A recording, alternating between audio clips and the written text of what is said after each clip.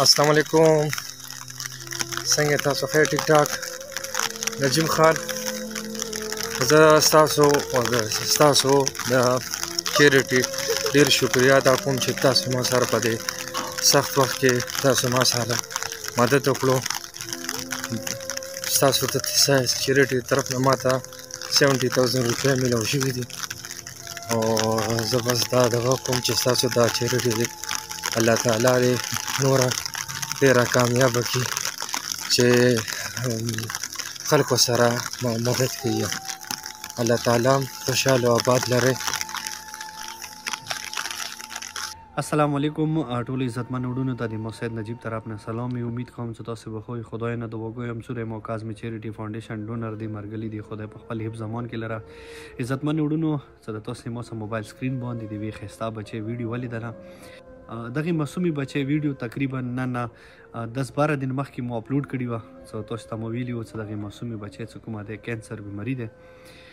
دا بچي دی ټیم لاهور شوکت خانم کې اډمیټ ده. هغه څه کوم ټریټمنټ د شوکت خانم نه دګیږي.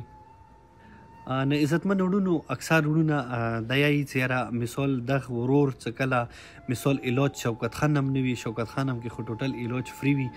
نه بیا د دې ته د ویډیو څه ضرورت ده. نه زه تاسو ته لږ دغه ویډیو کې د خبره ایکسپلین کوم.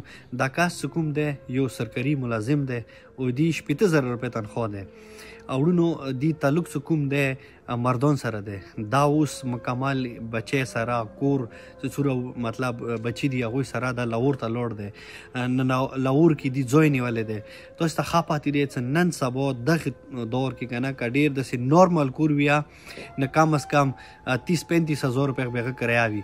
نو 70,000 روپیو کې اورونو دغه د بچی مثال څه د کوم علاج دی هغه کنټینیو کی هغه سره مثال څه د کوم نور بچی دی هغه مثال کانا پینا رهایشي نه ډیر زیات مشکلات دي. نمو دغه ویډیو په ذریعه خپل څوره مو ډونر دی هغه ته مو دا ریکوست کوو چې پلیز تاسو نه څوره واسه کیږي د کازمی چیریټي فاونډیشن تاسو خرو سپورټ کوئ خرو هیلپ رسا کوئ چې ما کوم ټایم بای ټایم د سي یتیمانو غریبانو خاص کر بیا د سي خسته بچي څنګه مثال د سي ظالم بیماریو کې مبتلا وي لکه کینسر بیماریو کې مبتلا وي چې ما کوم هغه سمو भरपूर تعاون کوو هیلپ کوو.